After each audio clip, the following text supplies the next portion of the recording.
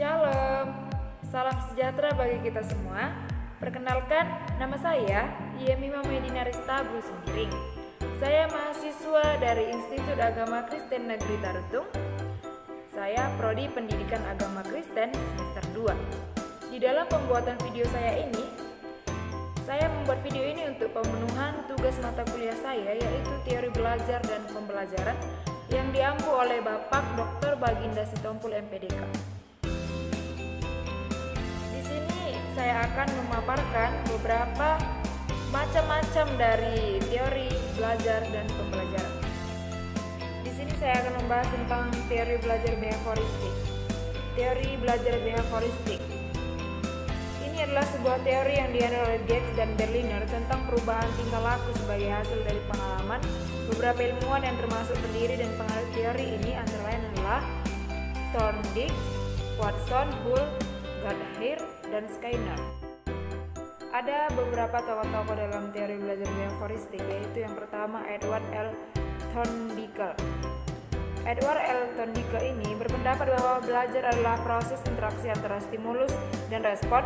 Stimulus merupakan segala sesuatu yang merangsang terjadinya pembelajaran, seperti pikiran, perasaan, atau hal-hal lain yang dapat ditangkap oleh alat indera.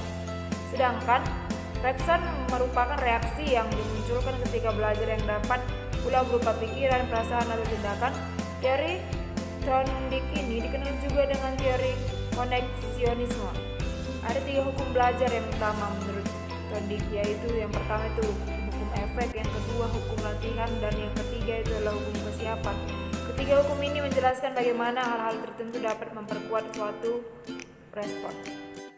Yang kedua itu ada John D. Watson. Watson mengemukakan bahwa belajar merupakan proses interaksi antara stimulus dan respon. Akan tetapi, stimulus dan respon tersebut harus dapat diamati dan diukur. Watson mengakui adanya perubahan mental dalam diri seseorang selama proses belajar, tetapi tidak dianggap sebagai faktor yang perlu diperhitungkan karena tidak dapat diamati. Watson adalah seorang penganut aliran behavioris murni. Kajiannya mengenai belajar disejajarkan dengan ilmu-ilmu lainnya yang berorientasi pada pengalaman empirik, yaitu sejauh mana dapat diamati dan diukur. Ada yang ketiga yaitu Clark Hull. Hull juga menggunakan variabel hubungan antara stimulus dengan respon untuk menjelaskan pengertian belajar, tetapi dikaitkan dengan teori evolusi. Hull berpendapat bahwa semua fungsi tingkah laku bermanfaat untuk menjaga agar organisme tetap dapat bertahan hidup. Hull mengemukakan bahwa kebutuhan biologis atau drive dan pemuasan kebutuhan biologis atau drive reduction merupakan hal penting dalam kegiatan manusia. Dengan demikian, stimulus atau dorongan dalam belajar juga selalu dihubungkan dengan kebutuhan biologis, meskipun respon yang muncul bermacam-macam. Yang keempat itu ada Edwin Goodhart. Teori belajar yang dikemukakan oleh Edwin dikenal dengan hukum contiguity, yaitu gabungan stimulus yang disertai tindakan ketika muncul kembali akan diikuti oleh tindakan yang sama. Edwin menggunakan variabel hubungan stimulus dan respon untuk menjelaskan proses belajar. Menurut Edwin, hubungan antara stimulus dengan respon bersifat sementara, sehingga perlu sering mungkin diberikan stimulus agar respon bersifat kuat dan menetap. Edwin percaya bahwa pemberian hukuman atau punishment pada saat yang tepat berperan penting untuk proses belajar. Yang kelima yaitu Skinner. Skinner mengemukakan konsep belajar lebih lengkap dari tokoh-tokoh sebelumnya. Skinner mampu menjelaskan konsep belajar secara sederhana dan komprehensif. Menurut Skinner, hubungan antara stimulus dan respon dapat terjadi melalui interaksi dengan lingkungannya yang kemudian menimbulkan perubahan tingkah laku. Skinner berpendapat bahwa respon yang diterima tidak sederhana seperti yang dikemukakan tokoh-tokoh sebelumnya. Menurutnya, stimulus yang diberikan akan saling berinteraksi dan memengaruhi respon yang dihasilkan. Respon ini memiliki konsekuensi yang nantinya berpengaruh pada munculnya tingkah laku.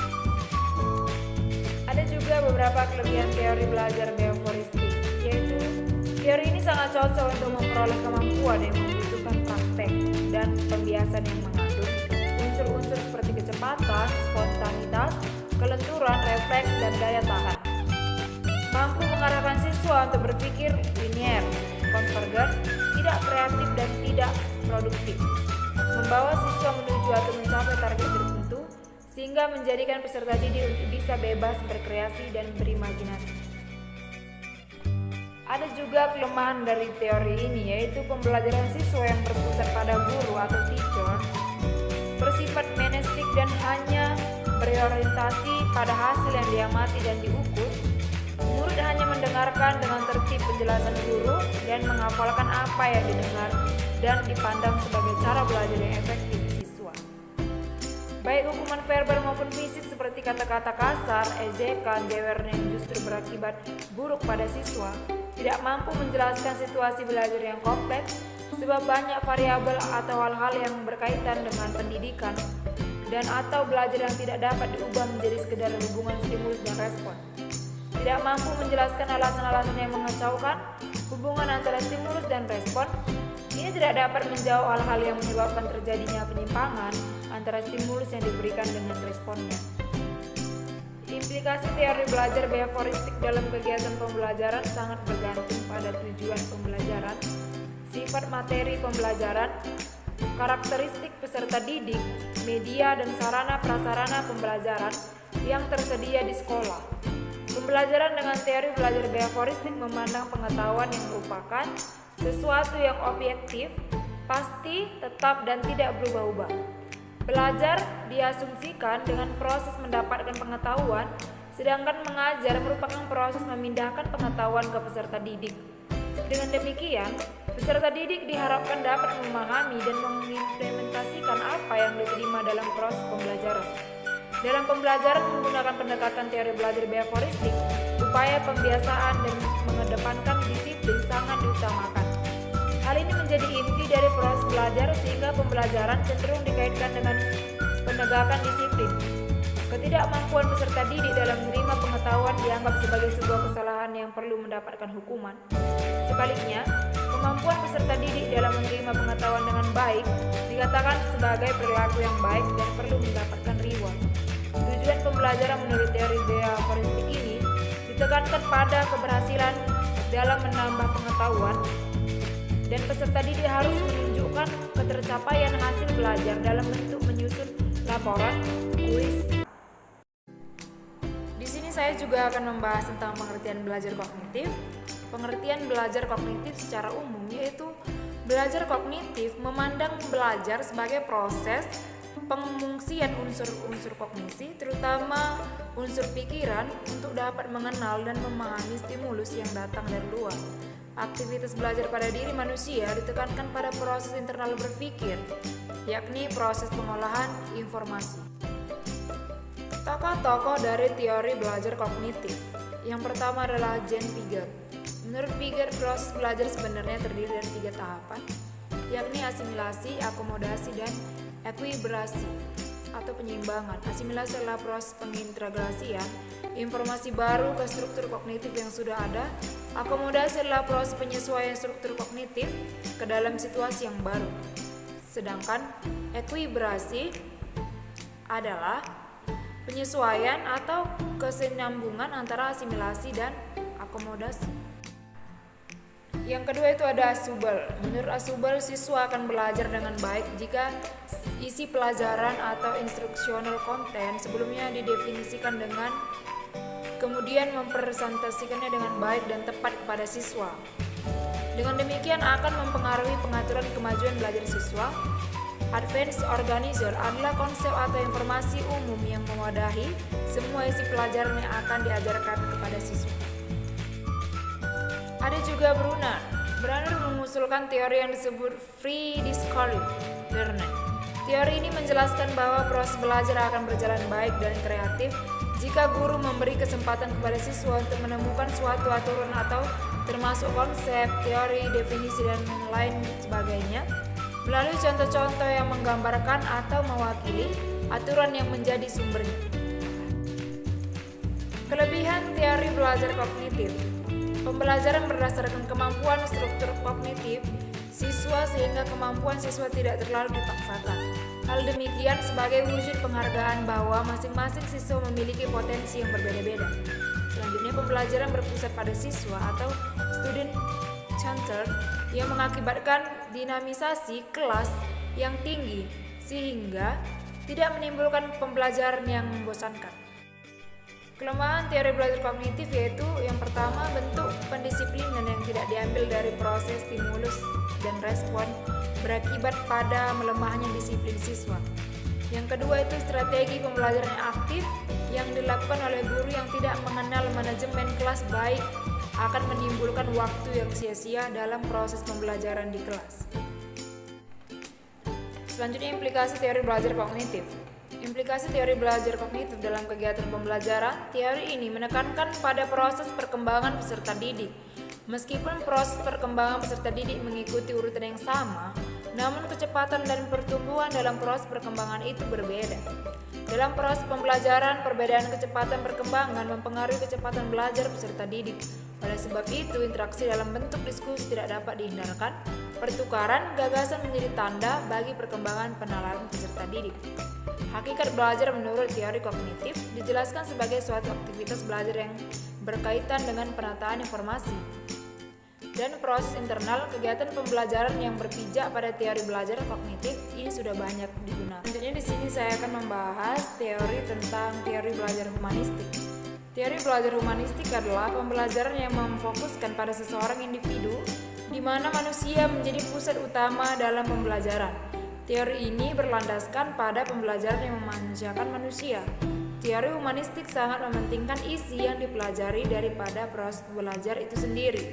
Dalam teori belajar humanistik, tujuan utama para pendidik adalah membantu masing-masing individu untuk mengenal diri mereka sendiri sebagai manusia yang unik dan membantu dalam mewujudkan potensi-potensi yang ada pada diri mereka.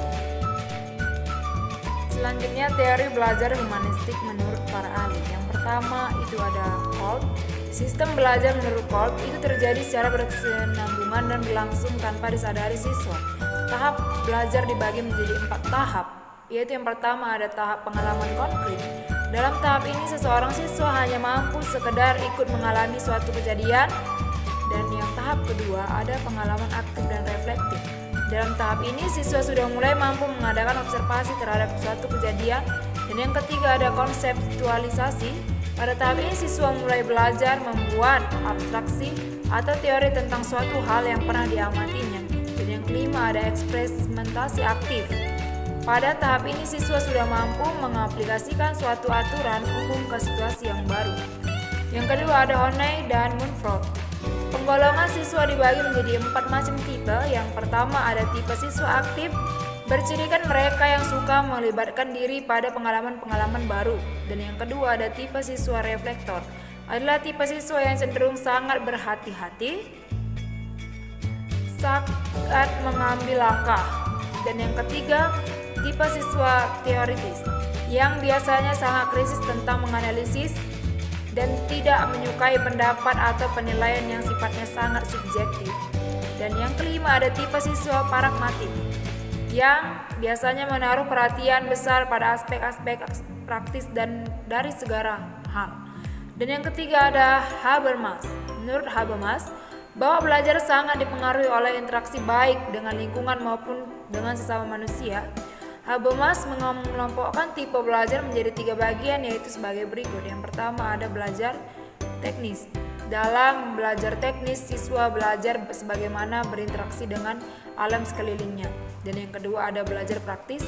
Dalam belajar praktis, mahasiswa juga belajar berinteraksi, akan tetapi pada tahap ini interaksi antara dirinya dengan orang-orang di sekitarnya. Selanjutnya ada Abraham Maslow. Abraham Maslow mengemukakan bahwa individu berperilaku dalam upaya untuk memenuhi kebutuhan yang bersifat hierarkis. Dan yang kelima, Charles Ransom Rogers. Rogers membedakan 2 tipe belajar, yaitu yang pertama kognitif atau kebermaknaan, dan yang kedua ada experiential atau pengalaman atau signifikansi. Dan yang keenam ada Aldous Huxley. Huxley menekankan adanya pendidikan non-verbal juga harus diajarkan kepada siswa. Juga pastinya terdapat kekurangan dan kelebihan dari teori humanistik. Yang pertama, kelebihannya yaitu teori ini cocok untuk diterapkan dalam materi pembelajaran yang bersifat pembentukan kepribadian hati nurani, perubahan sikap, dan analisis terhadap fenomena sosial. Dan yang kedua, ada indikator keberhasilan aplikasi ini adalah siswa merasa senang, bergairah, berinisiatif dalam belajar, dan terjadi perubahan pola pikir, perilaku, serta sikap atas kemauan sendiri. Dan yang ketiga, siswa diharapkan menjadi manusia yang bebas, tidak terikat oleh pendapat orang lain, dan mengatur pribadinya sendiri secara bertanggung jawab tanpa mengurangi hak-hak orang lain atau melanggar aturan norma disiplin atau etika yang berlaku. Juga kekurangan teori humanistik yaitu siswa yang tidak mau memahami potensi dirinya akan ketinggalan dalam proses belajar. Selanjutnya ada implikasi teori belajar humanistik. Yang pertama, guru sebagai fasilitator. Psikologi humanistik memberi perhatian atas guru sebagai fasilitas adalah cara untuk memberi kemudahan belajar dan berbagai kualitas fasilitator. Yang kedua, guru harus mempercayai adanya keinginan dari masing-masing siswa untuk melaksanakan tujuan-tujuan yang bermakna bagi dirinya. Dan yang ketiga, guru mencoba mengatur dan menyediakan sumber untuk belajar. Dan yang keempat, guru menempatkan dirinya sebagai suatu sumber yang fleksibel. Yang kelima, guru harus tetap waspada terhadap ungkapan-ungkapan yang menandakan adanya perasaan yang dalam dan kuat selama belajar. Dan yang keenam, guru mengambil prakarsa untuk ikut serta dalam kelompok perasaannya dan juga pikirannya. Dan yang ketujuh, bila cuaca penerima kelas telah mantap, fasilitator berangsur dapat berperan sebagai seorang siswa yang turut berpartisipasi, seorang anggota kelompok, dan turut menyatakan pandangannya sebagai seorang individu seperti siswa yang lain. Dan yang terakhir, yaitu di dalam berperan sebagai seorang fasilitator, pemimpin harus mencoba mengenali dan menerima keterbatasan dirinya. Pengertian teori konstruktivisme secara umum. Pengertian teori belajar ini adalah teori belajar yang mengedepankan kegiatan mencipta serta membangun dari sesuatu yang telah dipelajari. Kegiatan membangun atau konstruktif dapat memacu siswa untuk selalu aktif sehingga kecerdasannya akan turut meningkat. Ada juga beberapa ahli yang mendefinisikan teori belajar konstruktivisme ini, yaitu Hill. Ia memberikan pengertian bahwa teori belajar konstruktivisme ini adalah tindakan mencipta suatu makna dari apa yang sudah dipelajari seseorang. Ada juga Szymanski mengatakan bahwa teori belajar konstruktivisme merupakan aktivitas yang aktif ketika siswa melatih sendiri pengetahuannya, mencari tahu apa yang sudah dipelajari, dan merupakan proses menyelesaikan konsep dan ide baru dengan kerangka berpikir sendiri. Ada juga Carly dan Margareta. Menurut mereka, teori belajar konstruktivisme ini adalah sebuah proses belajar yang diawali dengan adanya konflik kognitif, sehingga akhirnya pengetahuan dibangun sendiri oleh siswa lewat pengalaman dan interaksi dengan lingkungan sekitarnya. Ada juga Samsul Hadi yang berpendapat bahwa teori belajar konstruktivisme ini merupakan sebuah upaya membangun tata susunan hidup berbudaya modern. Ada juga von Glasfeld. Ia mengemukakan bahwa ada beberapa pengetahuan yang perlu mengkonstruksi pengetahuan. Pertama, kemampuan mengingat dan mengungkapkan kembali pengalaman. Kemampuan membandingkan dan mengambil keputusan mengenai persamaan dan perbedaan tentang sesuatu hal. Yang ketiga, kemampuan untuk lebih menyukai suatu pengalamannya yang satu daripada yang lain atau selective uncensored.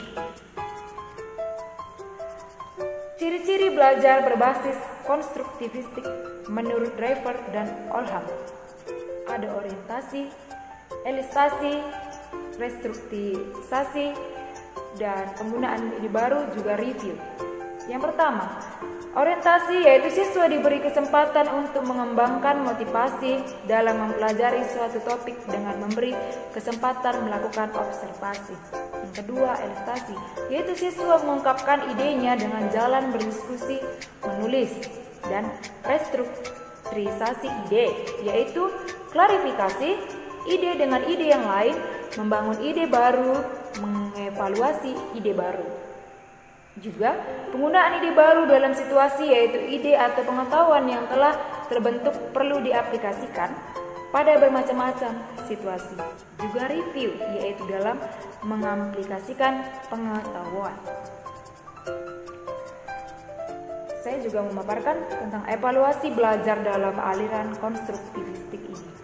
Yang pertama, diarahkan pada tugas-tugas autentik, mengkonstruksi pengetahuan yang menggambarkan proses berpikir yang lebih tinggi, mengkonstruksi pengalaman siswa, mengarahkan evaluasi pada konteks yang luas dan berbagai perspektif. Ada juga implikasi teori belajar konstruktivisme dalam pembelajaran. Pembelajaran dengan sosial media memberikan kesempatan kepada peserta didik untuk berinteraksi, berkolaborasi, berbagai informasi dan pemikiran secara bersama. Halnya dengan pembelajaran melalui sosial media, pembelajaran melalui web juga memberikan kesempatan kepada peserta didik untuk melengkapi satu atau lebih tugas melalui jaringan internet. Selain itu juga dapat melakukan pembelajaran kelompok dengan menggunakan fasilitas internet seperti Google Share. Model pembelajaran melalui web maupun sosial media ini sejalan dengan teori konstruktivistik, di mana peserta didik adalah pembelajar yang bebas yang dapat menentukan sendiri kebutuhan belajarnya. Implikasi teori konstruktivistik ini jika dikaitkan dengan pembelajaran proses pembelajaran modern adalah berkembangnya pembelajaran dengan web atau web learning dan pembelajaran melalui sosial pembelajaran dengan social media learning. Smaldino menyatakan bahwa pembelajaran pada abad ke-21 telah banyak mengalami perubahan. Integrasi internet dan sosial media memberikan perspektif baru dalam pembelajaran. Saya akan memaparkan beberapa implikasi teori konstruktivisme ini dalam pembelajaran, yaitu sebagai berikut. Yang pertama, kurikulum disajikan mulai dari keseluruhan menuju ke bagian-bagian dan lebih mendekatkan kepada konsep-konsep yang lebih luas. Pembelajaran lebih menghargai pada pemunculan pertanyaan dan ide-ide peserta didik. Dan yang ketiga, kegiatan kurikuler lebih banyak mengandalkan pada sumber-sumber data primer dan manipulasi bahan. Dan yang keempat, peserta didik dipandang sebagai pemikir-pemikir yang dapat memunculkan teori-teori tentang dirinya. Dan yang kelima, pengukuran proses dan hasil belajar peserta didik terjalin di dalam kesatuan kegiatan pembelajaran. Juga dan yang keenam, peserta didik hanya banyak belajar dan bekerja di dalam grup proses. Dan yang ketujuh, memandang pengetahuan adalah non-objektif, bersifat temporer, selalu berubah-ubah dan tidak menentu. Ada juga tujuan dari penerapan teori konstruktivisme ini adalah untuk yang pertama, membantu siswa dalam memahami isi dan materi pembelajaran. Yang kedua, untuk mengasah kemampuan siswa untuk selalu bertanya dan mencari solusi atas pertanyaannya. Dan yang ketiga, meningkatkan pemahaman siswa terhadap suatu konsep secara komprehensif. Dan yang terakhir, untuk mendorong siswa untuk menjadi pemikir yang aktif. Dalam teori belajar konstruktivisme ini, Piaget menekankan bahwa kecerdasan berasal dari proses mengorganisasikan atau organizing dengan mengadaptasi atau adaptation. Pengorganisasian diartikan sebagai kecenderungan setiap anak untuk mengintegrasikan proses menjadi sebuah sistem yang saling berhubungan.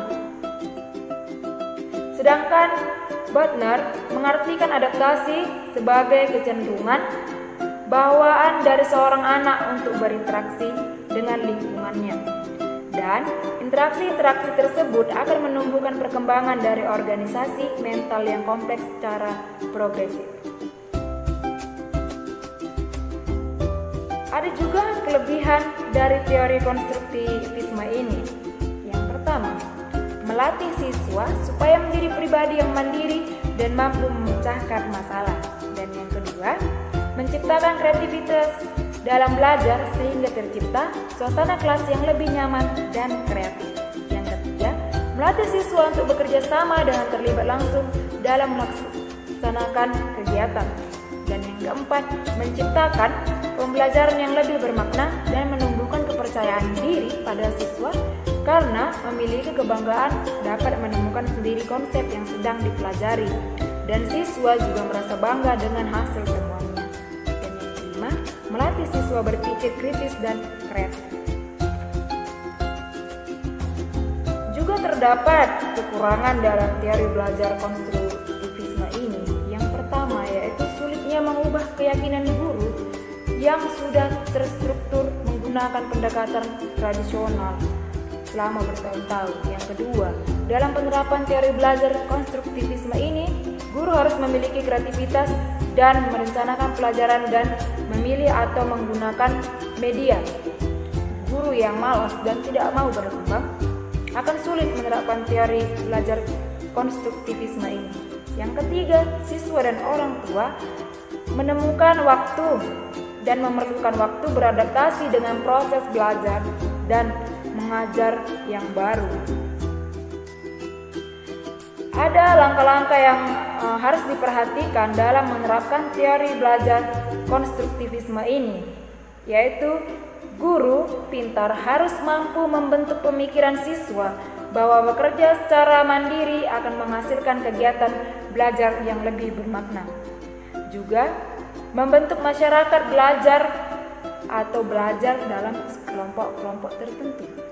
Mengembangkan kegiatan inquiry di semua topik pembelajaran dan memunculkan rasa keingintahuan siswa terhadap suatu permasalahan melalui bertanya. Di sini saya akan menjelaskan teori belajar sibernetik. Komunikasi dapat menjangkau setiap sudut kehidupan manusia, tidak terkecuali dalam proses belajar. Proses belajar tertentu tidak akan terjadi tanpa adanya komunikasi. Para ahli teori komunikasi memang belum terlalu memberi penjelasan untuk merumuskan teori pelajaran. Tapi ada beberapa teori belajar yang mengandung teori komunikasi secara implisit dan beberapa teori komunikasi juga sangat relevan dengan belajar. Sekarang ini kita mengenal beberapa teori pembelajaran yang lebih memusatkan pada pendidikan, psikologi, dan bidang kajian lainnya. Nah, teori sibernetik ini merupakan suatu teori belajar yang berakar dari psikologis dan pada akhirnya diaplikasikan dalam pendidikan. Memang teori ini masih terbilang baru dan bertumpu pada pembelajaran sistem informasi. Sibernetik adalah teori sistem pengontrol yang didasarkan pada komunikasi atau penyampaian informasi antara sistem dan lingkungan, serta antar sistem. Teori belajar sibernetik merupakan perkembangan dari teori belajar kognitif yang menekankan peristiwa belajar sebagai proses internal yang tidak dapat diamati secara langsung dan terjadinya perubahan kemampuan yang terikat pada situasi tertentu. Berdasarkan teori sibernetik, ahli psikologi menganalogikan mekanisme kerja manusia seperti mekanisme mesin elektronik. Yang pertama ada Norbert Wiener. Dia merupakan orang pertama yang menggunakan istilah sibernetika dalam bahasa Inggris yaitu cybernetics. Norbert Wiener memiliki pengertian mengenai sibernetik yaitu sebuah ilmu kontrol dan komunikasi di dalam dunia hewan dan mesin. Juga ada Stafford Beer, menurutnya sibernetika bertindak sebagai ilmu organisasi yang efektif. Ada juga Stephen W. Lazar memiliki pengertian sendiri mengenai sibernetik, yaitu salah satu studi mengenai kontrol dan aturan diri pada suatu sistem tertentu. Karena sangat penting, sibernetik menjadi sinonim dengan teori sistem. Dan yang keempat ada Landa. Landa merupakan salah seorang psikologi yang beralihkan sibernetik. menurut Landa ada dua macam proses berpikir, yaitu sebagai berikut. Yang pertama, proses berpikir algoritmik, yaitu proses berpikir linear, konvergens, dan lurus menuju ke satu target tertentu. Contohnya yaitu kegiatan menelepon dan menjalankan mesin mobil dan lain-lain. Yang kedua itu ada cara berpikir heuristik, yaitu cara berpikir divergen menuju ke beberapa target sekaligus. Contoh operasi pemilihan atribut geometri, penemuan cara-cara pemecahan masalah, dan lain-lain. Dan juga ada Parks dan Short. Tokoh sibernetik yang lain adalah mereka yang memperkenalkan tipe peserta didik yang holistik dan tipe serial. Peserta didik tipe holistik cenderung mempelajari suatu atau sesuatu dari yang tahap yang paling umum ke tahap yang paling khusus, sedangkan peserta didik tipe serial cenderung berpikir algoritmik. Ada juga beberapa kelebihan dan kekurangan dari teori belajar sibernetik ini. Kelebihannya yang pertama yaitu bisa diterapkan dalam kelompok sesuai dengan instruksi dalam kelas bagi setiap individu yang ada. Lebih memungkinkan pengajar untuk dapat memahami beberapa mekanisme dasar yang ada dan mengendalikan proses pembelajaran tersebut. Juga dapat menyediakan pendidikan dasar untuk diri sendiri. Untuk mengembangkan instruksional ulangan, maka digunakanlah prinsip-prinsip dari teori sibernetika ini.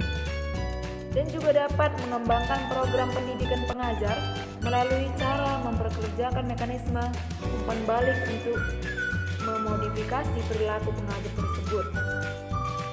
Juga menstimulasi keterampilan pengajar, sosial dan analisis interaksi didasarkan pada teori umpan balik dengan adanya praktek-praktek yang inovatif pada program pendidikan tersebut. Juga memungkinkan pengajar untuk memahami serta menganalisa secara ilmiah pengajaran dengan adanya berbagai elemen pada suatu sistem pengajaran, yaitu input dan proses dan output. Kegiatan pengajaran akan lebih membuat tujuan pembelajaran menjadi lebih terstruktur dengan baik. Juga ada kekurangan dari teori ini, yaitu kekurangannya adalah memang sulit untuk diterapkan atau diaplikasikan dalam suatu proses pembelajaran karena pembahasan proses pembelajarannya tidak secara langsung dilakukan. Ada 9 langkah yang perlu diperhatikan untuk menyusun penerapan teori sibernetik ini. Yang pertama itu adalah melakukan tindakan untuk menarik perhatian peserta didik. Yang kedua, memberikan informasi kepada peserta didik mengenai tujuan pengajaran dan topik yang akan dibahas. Dan yang ketiga, merangsang peserta didik untuk memulai aktivitas pembelajaran. Yang keempat, menyampaikan isi pelajaran yang dibahas sesuai dengan topik yang telah ditetapkan. Dan yang kelima, itu ada memberikan bimbingan bagi peserta didik dalam melakukan aktivitas dalam pembelajaran. Dan yang keenam, memberikan penguatan pada perilaku pembelajaran peserta didik. Dan yang ketujuh, memberikan umpan balik terhadap perilaku yang ditunjukkan peserta didik. Dan yang kedelapan, ada yang melaksanakan penilaian proses dan hasil belajar. Dan yang terakhir ada memberikan kesempatan kepada peserta didik untuk mengingat dan menggunakan hasil pembelajaran. Di sini juga ada implementasi teori belajar sibernetik dan penerapan IT di era modern ini. Menjelaskan fungsi guru dalam pembelajaran sibernetik adalah merencanakan atau mempersiapkan dan melengkapi stimulus yang penting untuk masukan simbolik atau informasi verbal, kata-kata, angka-angka dan sebagainya. Dan juga masukan referensi objek atau peristiwa. Guru berperan membimbing peserta didik dalam memahami informasi yang cocok dan membimbing mereka memanipulasi proses dan memahami konsep dan mempersiapkan umpan balik.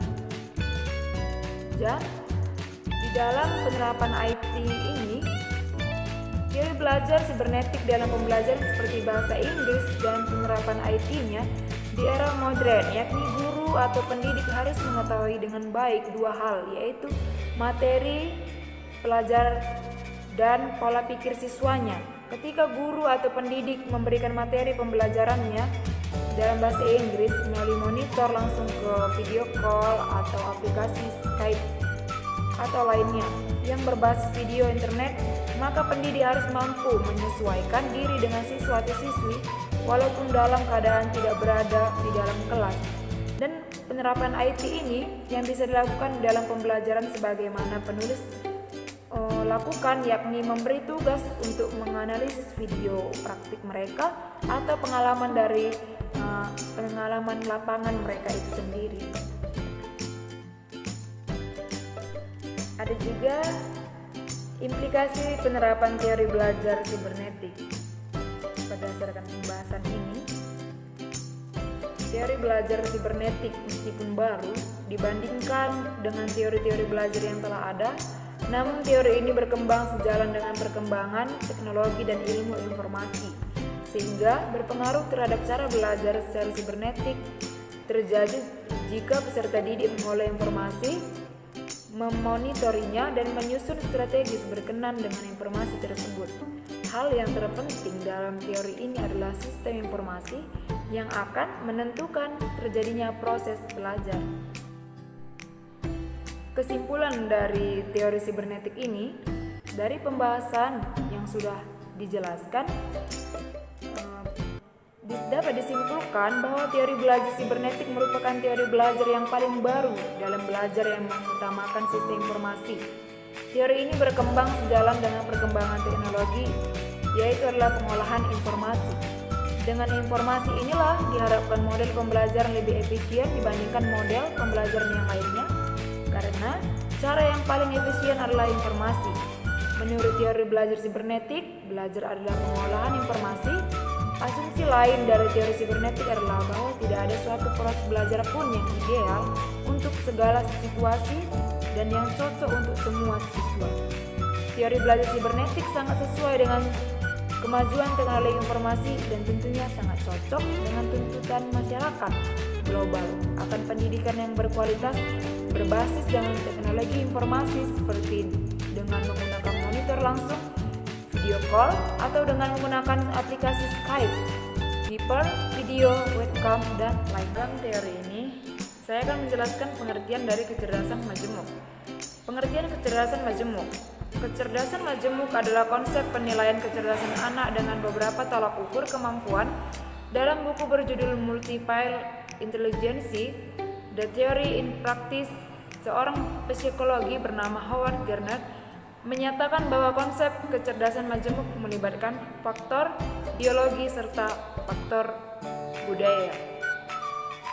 Konsep penilaian kecerdasan majemuk bagi si kecil merupakan perlawanan terhadap penilaian kecerdasan yang hanya berdasarkan skor standar atau tes IQ. Pengertian kecerdasan umum menurut para ahli. Menurut Howard Gardner, konsep kecerdasan yang dibawa Gardner berangkat dari pandangan penilaian kecerdasan si kecil yang tidak berupa kecerdasan skor standar saja. Lebih dari itu, kemampuan si kecil menyelesaikan masalah yang terjadi, kemampuan menghasilkan persoalan baru, untuk diselesaikan kemampuan menciptakan sesuatu, atau memberikan penghargaan dalam budaya seseorang. Idealnya, si kecil dinilai berdasarkan apa yang bisa ia kerjakan, bukan berdasarkan apa yang tidak bisa ia kerjakan. Pengertian kecerdasan umum menurut para ahli. Menurut Howard Gardner, konsep kecerdasan yang dibawa Gardner berangkat dari pandangan penilaian kecerdasan si kecil yang tidak berupa kecerdasan skor standar saja.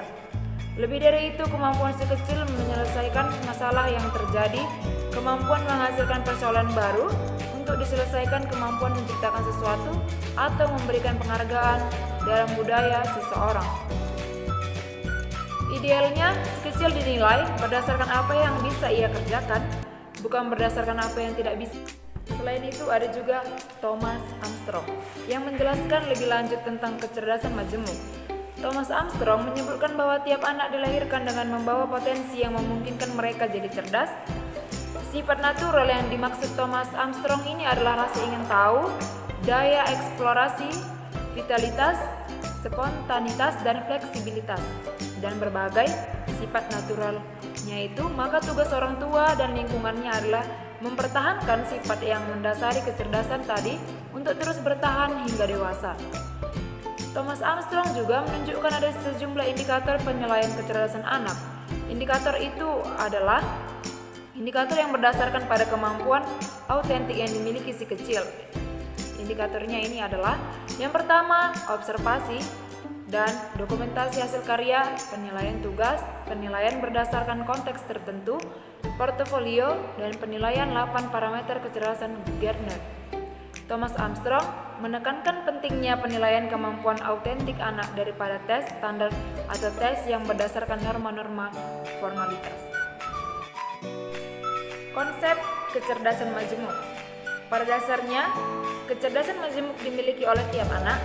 Oleh karenanya ada beberapa konsep kecerdasan majemuk yang perlu dirujukkan, utama Bunda saat menilai kecerdasan anak. Konsep-konsep kecerdasan majemuk itu adalah yang pertama, satu jenis kemampuan tidak cukup untuk menyelesaikan berbagai persoalan manusia secara menyeluruh. Oleh sebab itu, kemampuan intelektual anak harus diperhatikan secara menyeluruh. Dan yang kedua, setiap anak punya karakteristik kecerdasannya sendiri. Karenanya, setiap anak harus memiliki perhatian dan pendampingannya sendiri-sendiri. Dan yang ketiga, setiap anak memiliki kebebasan cara belajarnya sesuai dengan kecerdasannya, termasuk juga kebebasan evaluasi hasil belajarnya. Dan yang keempat, ada setiap lingkungan anak memiliki fasilitas untuk mengembangkan kecerdasan majemuk yang dimiliki tiap anak. Dan yang kelima, penilaian kecerdasan anak harus kontekstual dan terkekang pada tes tertulis dengan standar formal. Dan yang terakhir, ada proses belajar anak tidak terbatas pada batas-batas tertentu. Ciri-ciri kecerdasan majemuk. Ada 8 macam kecerdasan majemuk yang bisa kita lihat pada si kecil berdasarkan kecerdasan yang dimilikinya. Yang pertama itu adalah kepekaan terhadap bahasa dan kata atau kecerdasan verbal linguistik. Yang kedua, kepekaan anak terhadap pola abstrak dan pola matematika yang bisa disebut dengan kecerdasan logis matematis. Dan yang ketiga, kepekaan terhadap kondisi dan situasi ruang dan spasial tertentu, yaitu adalah kecerdasan spesial atau visual. Dan yang keempat, menjalankan berbagai aktivitas fisik yang berorientasi mengolah tubuh, bisa disebut dengan kecerdasan kinestik atau jasmani. Dan yang kelima, kepekaan terhadap nada, tempo, dan irama musik atau disebut dengan kecerdasan musikal. Dan yang keenam, kepekaan terhadap diri dan kesadaran dirinya atau disebut dengan kepekaan intrapersonal. Dan yang ketujuh, ada kepekaan terhadap hubungan diri dengan lingkungan sosialnya atau bisa disebut dengan kepekaan interpersonal.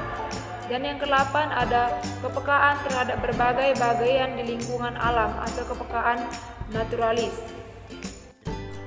Faktor-faktor yang mempengaruhi kecerdasan majemuk itu ada 3 faktor yang penting yang berkaitan dengan apakah kecerdasan dapat berkembang atau tidak. Yaitu yang pertama, faktor biologis. Faktor-faktor yang termasuk di dalamnya adalah faktor keturunan atau genetis, dan luka atau cedera otak sebelum atau selama dan setelah kelahiran. Yang kedua itu ada sejarah hidup pribadi, termasuk di dalamnya pengalaman-pengalaman dengan orang tua, guru, teman sebaya, kawan-kawan, dan orang lain, baik yang membangkitkan maupun yang menghambat perkembangan kecerdasan ini. Dan yang ketiga itu adalah latar belakang kultural dan historis, termasuk waktu dan tempat individu dilahirkan dan dibesarkan serta sifat kondisi perkembangan historis atau kultural di tempat-tempat lain. Sehingga itu ada juga faktor pendorong atau penghambat kecerdasan faktor-faktor tersebut. Langkah-langkah penerapan kecerdasan majemuk. Penerapan pendekatan kecerdasan majemuk dalam pembelajaran harus memerhatikan beberapa langkah yang meliputi yang pertama yaitu mengidentifikasi elemen-elemen kecerdasan majemuk dalam program kurikuler dan ekstrakurikuler, misalnya memasukkan program seni ke dalam kurikulum. Dan yang kedua, meninjau kembali sistem teknologi dan program piranti lunak atau perangkat lunak untuk melihat kecerdasan-kecerdasan apa yang terabaikan. Dan yang ketiga, para guru merenungkan kemampuan peserta didik, kemudian memutuskannya untuk secara sukarela bekerja sama dengan rekan-rekan yang lain.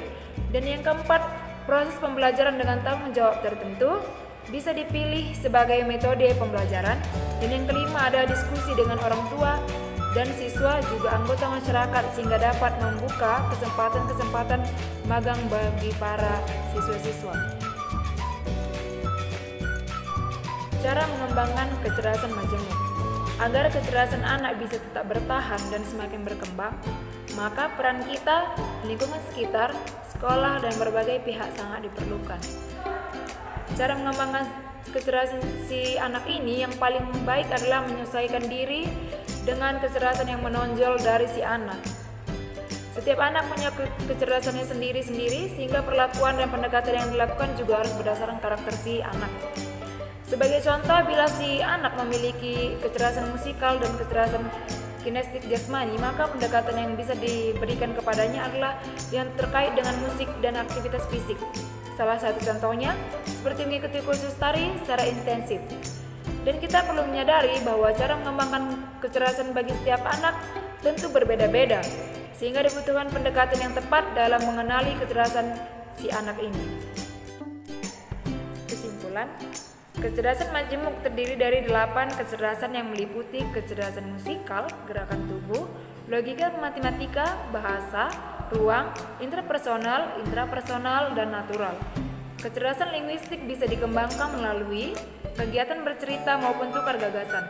Kalkulasi dan kualifikasi dapat diterapkan untuk mengembangkan kecerdasan logika matematika.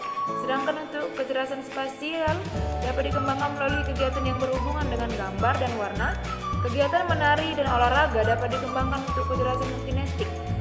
Musik sebagai iringan kegiatan menari merupakan instrumen dalam kecerdasan musikal. Untuk mengembangkan kecerdasan musikal dapat melalui kegiatan menyanyi di awal pembelajaran. Selain untuk mengajarkan materi pembelajaran, kegiatan ini juga dapat meningkatkan antusias siswa. Kecerdasan interpersonal dapat dikembangkan dalam diskusi kelompok di mana siswa bertukar pikiran untuk membangun sebuah kesimpulan. Kegiatan ini juga dapat mengembangkan kecerdasan linguistik karena berkaitan dengan bahasa.